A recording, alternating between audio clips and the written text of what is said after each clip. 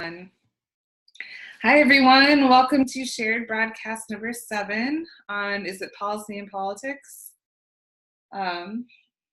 This is Karen and Lizzie coming at you live in our pajamas. Yep.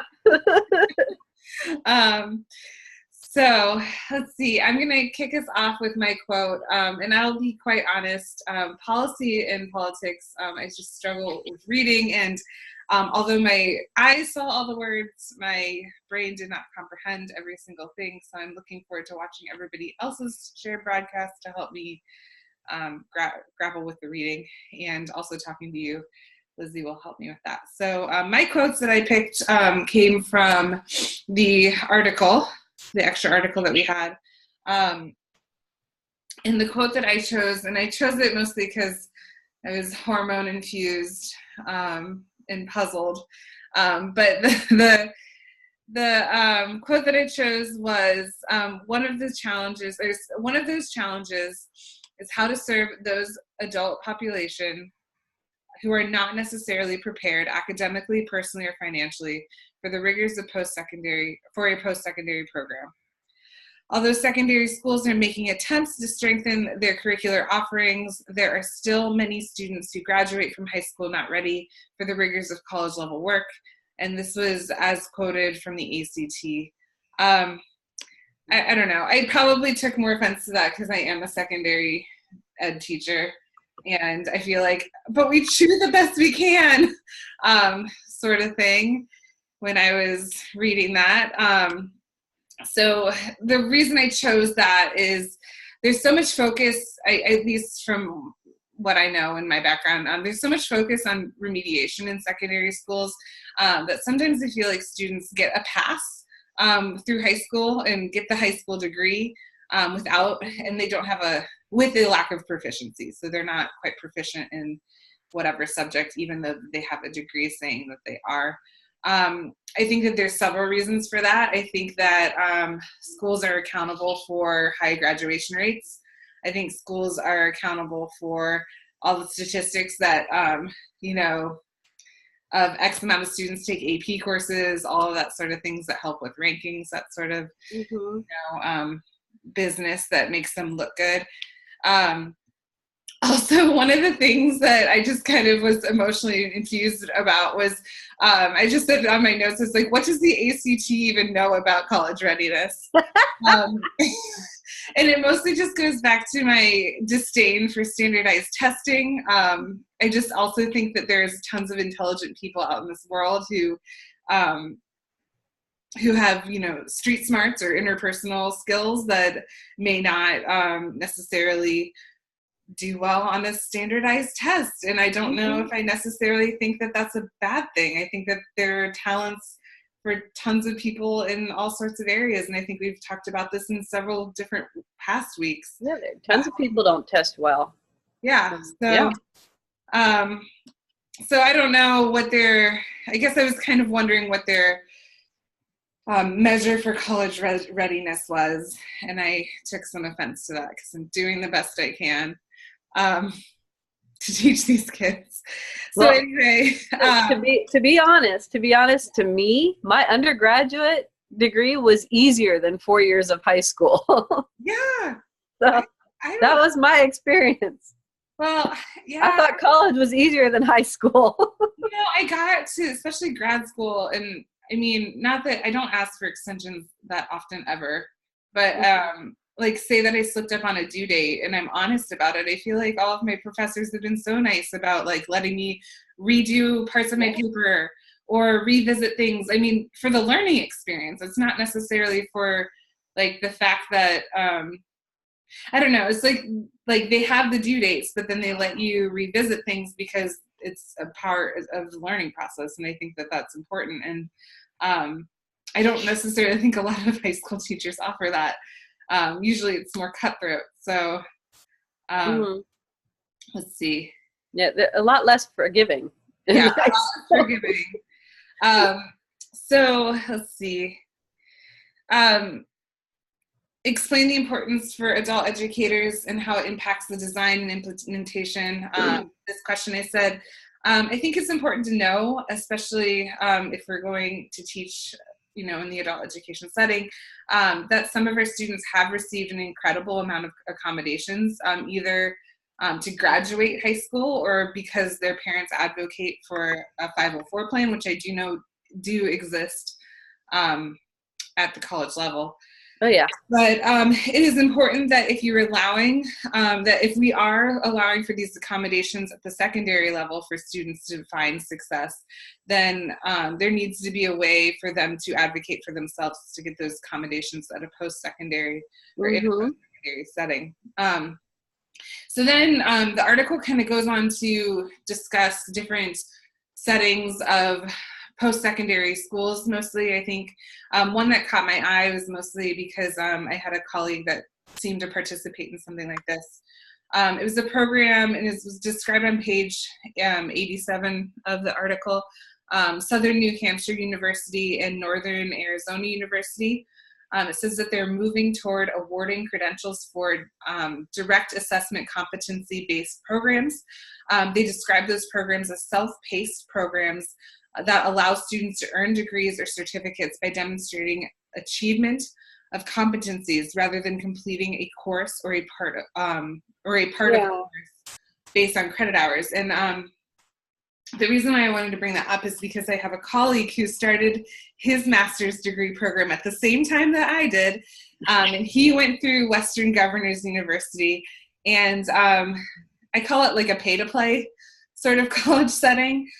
He paid by either quarter or by month, something like that, and that just gave him access to complete, like he had X amount of objectives to complete, and he had to do it on his own time and just submit them when he did. Yeah. And, I mean, this could complete, I mean, there's benefits, right? There's a risk if you're not on top of it, then you could waste a whole bunch of money. And then, I don't know, I was skeptical. I mean, but the benefits is that you could just load up and finish your master's in a year like he did. And I'm super jealous of him right now because I'm still in my program and he's not. But anyway, I was skeptical about the program, honestly, because I just kind of was, I don't know, maybe this was just a little like chip on my shoulder, but I didn't know how much weight a degree that was a kind of a pay to play would hold. But regardless, I mean, when it boils it down, he's at a higher pay scale than I am now because he has his master's. So it's just, I think maybe what you want to get out of it too is another thing. It was important for me to be able to find a degree that would work for secondary education and also potentially move me up to a different setting if I wanted to. So that, I mean, there's also that too. So I don't know, something that I would like to know, especially in something like the WGU, Western Governors University, pay to play or pay by, pay for time sort of situation. Do they allow accommodations for students? And because to me, I feel like it would be no. I feel like the guidelines are the guidelines. You pay for your time, and so sad, too bad. If you need more time, you just have what kind of accommodations are you referring to? Like a 504 or like or 504s. So usually a 504. Okay, so they do because they legally abide by the ADA requirement and stuff. And so after I looked it up, after you mentioned that question, I was like, well, that's a good question. I wonder how they do that. How do they do that financially? And so I looked it up, and it said after a student matriculates in, you fill out all these forms, and I guess you provide proof and all this other nonsense, and then they can set you up with any sort of accommodation that you require to get you through the program. I don't know if all of these sort of programs do this. I've always been I'm like you, I'm sort of dubious about things like the WGU and stuff. Yeah. But I looked them up. They're like accredited by 4 or 5 different agencies and stuff. And so I don't know. I'm like you though, where it's kind of like it depends on what you get out of it. Yeah. too, you know? And I'm just a sucker for tradition, I guess. Like, Yeah, yeah, yeah. And schools. it's like, I know that there are online high schools and there are online programs like this. And at the same time, I'm telling my son, you want to go to an actual university, not just do things online, because then you actually learn from people when you meet them, you know? Build There are relationships. other experiences besides just getting credit for what you already know, Yep. you know? Yeah. You need to Um, grow as an individual. and then my other question kind of was, and this is not really like a look it up, but it just, for struggling learners, I found that online courses don't really work that well. So a self-paced, I feel like a self-paced, choose your own adventure type degree. Not that it's like that is casual. I know I like the over way you said dramatic with my. it.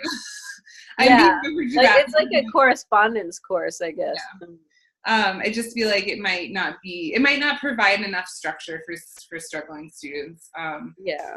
Who might struggle with managing time. So um, that's just my opinion. It doesn't mean that it's right, but I do think it's good that all of these options exist because there's so many different types of learners that exist. So yeah. So I've never done anything like those before. Are they set up like we are, where it's a weekly module due date system? I never asked. I never asked my colleague, but from what he said is that he would just have a bunch of assignments that he had to do. So it was almost kind of Oh, like I don't know about readings. It didn't sound like he did much with like communicating with others. So I don't know if yeah. I don't know if I would like that because I feel like you learn a lot by discussion, through discussion. But it sounded like he just had to come up with a bunch of assignments to show that he made or that he met criteria. Interesting. So, yeah. I can ask him more about that, but yeah, it just wasn't something that was for me. I thought about doing it and it sounded like a cheaper option, but I'm glad that I didn't choose it. But that's also because I'm almost done with this program. Yeah. Yay. When are you due to be done? I have 3 more classes. So How many? 3 more classes. 3 more. Yeah. So I'm going to take 2 in the winter and 1 in the summer. Okay. We'll see. Unless my baby has other plans. So. All right. Lizzie, what do you got for me this week? Okay. So I read the book and the article. Yep. And there's nothing really glamorous about policy and politics. There really isn't.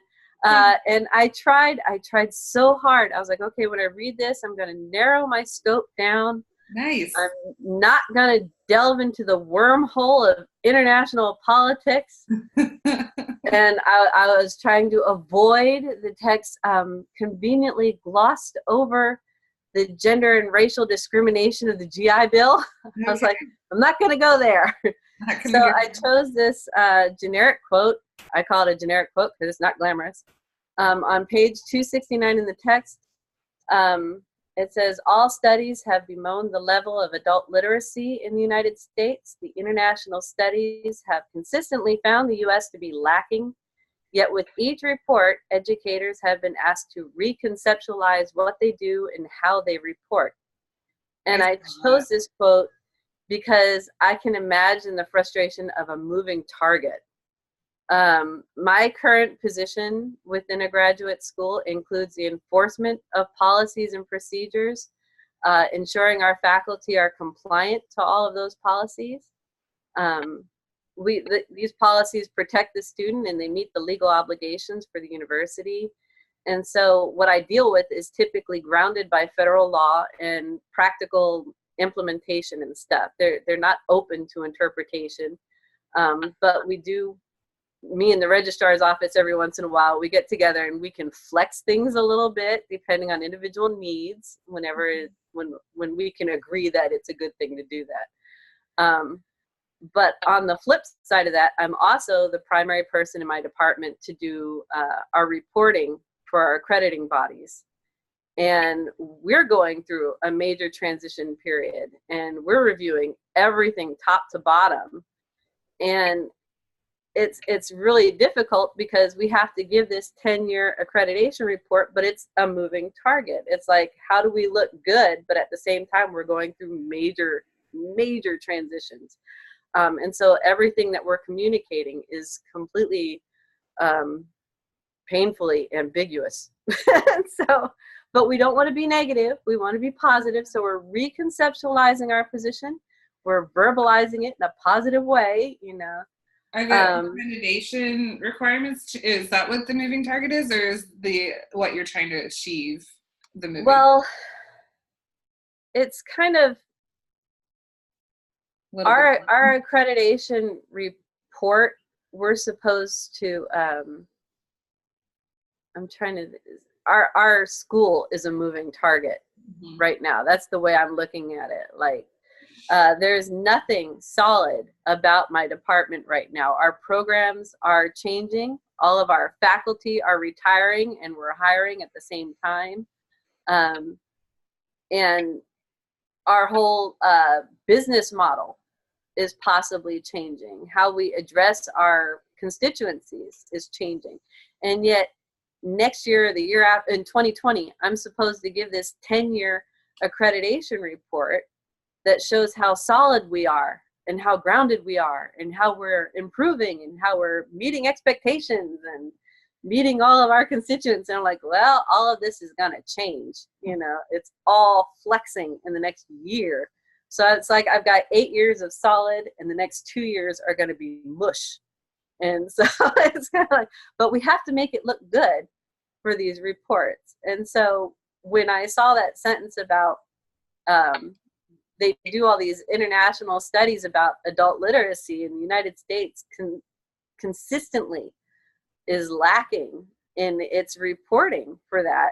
But at the same time, the people that are trying to do these reports are being told that they have to change how they're thinking about it. You know, change how you present it to make us look good, that sort of thing. Change the perspective on it. Yeah. Yeah, it's changing the perspective of it.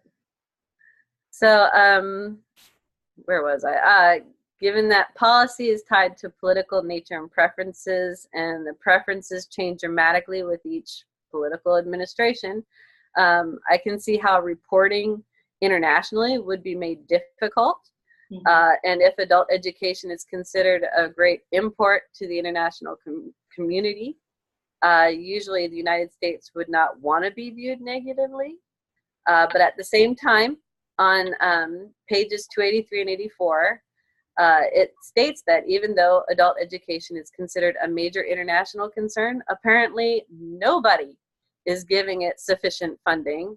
It's not a funding priority for any country, even the ones that are really, really, really high up there. You know, I think they said at most it's like 1% of their funding. Because they think, I mean, I know that that's wrong, but do you think that they, you know, continued education is going to be like, well, you already have a job, so you can pay for it yourself? Like, and I know that's not the right way to think, because so many people can't afford it. But I'm wondering if that is part of the reason why. I have no idea. It's kind of like how in this country we say, oh, we want to be ahead of the world in technology and innovation and all this stuff, but then we don't pay our teachers enough. We don't put enough into public education, you know, and depending on what state you're in, they can be pretty backwards, you know. So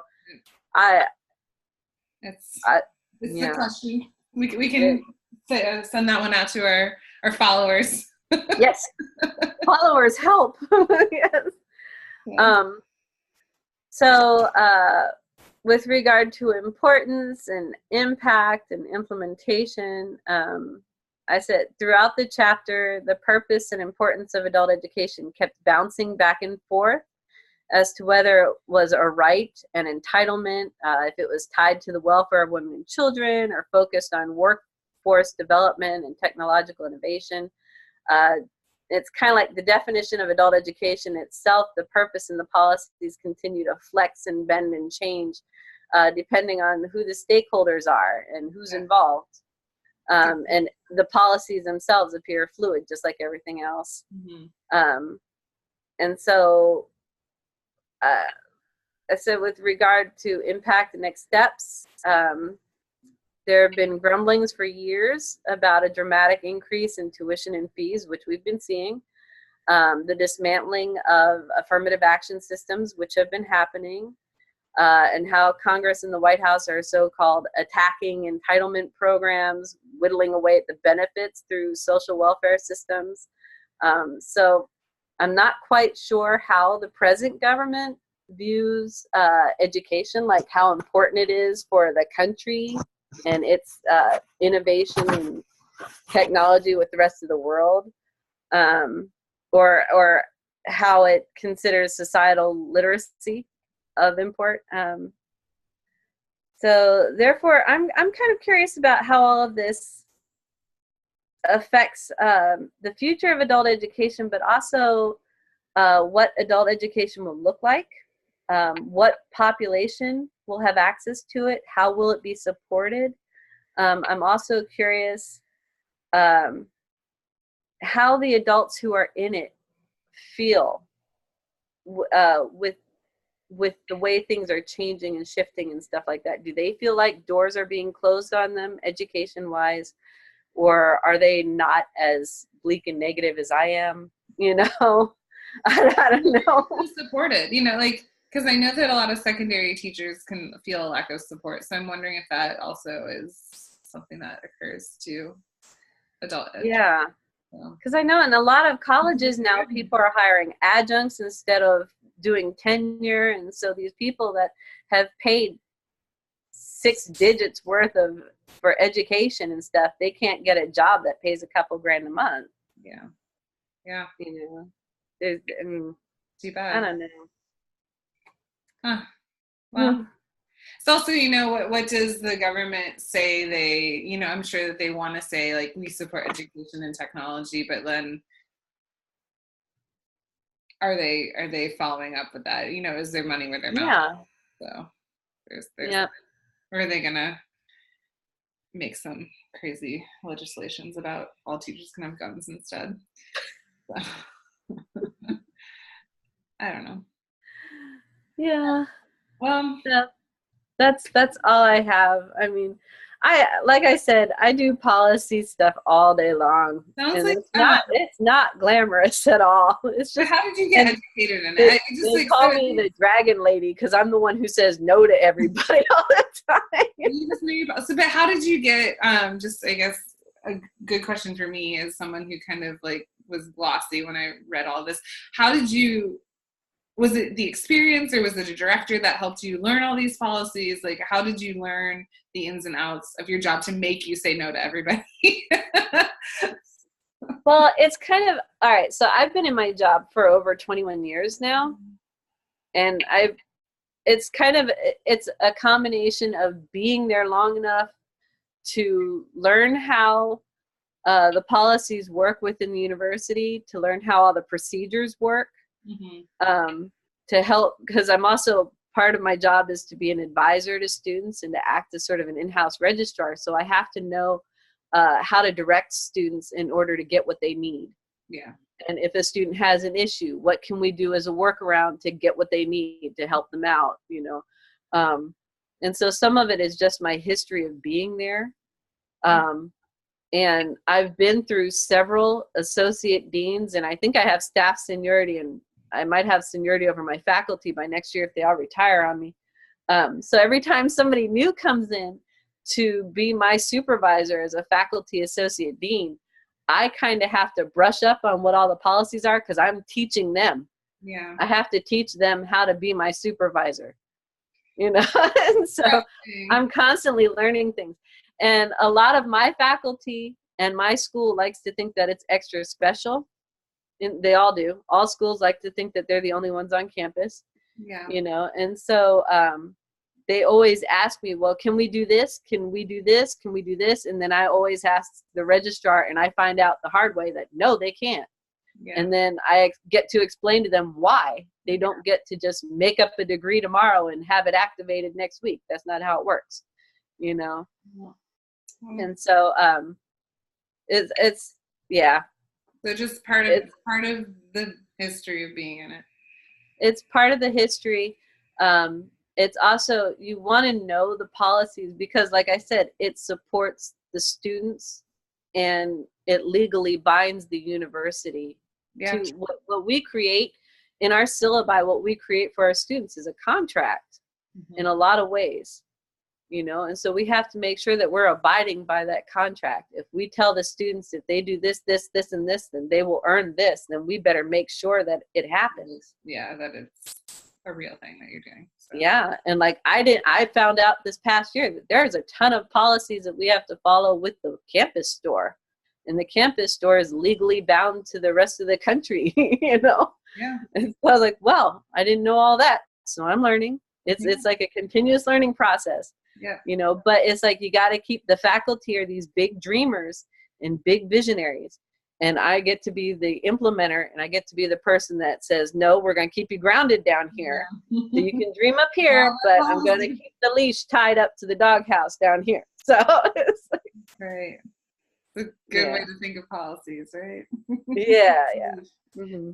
All right. Well, I'm good for the week. And I feel like we're probably getting close to time. So I'm going to cut us off. So thanks for watching this week. See you guys again next week. Yep. Bye.